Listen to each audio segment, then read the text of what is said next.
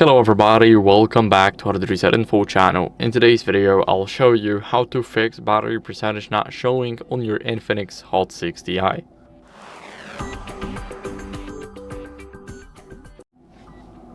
So first, what you guys want to do is go over into the settings, and as you guys can see, whenever you go into the battery, here you will only see the percentage right here. You won't have it on your status bar, and here you cannot change it, but you can change it in the notifications and status bar.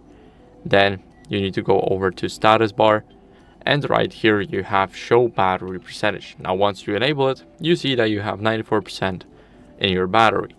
So this is where you guys can find it. This is how to do that, and I hope this video was helpful. If it was, then leave a like, subscription and a comment, and I'll see you in the next one. Bye.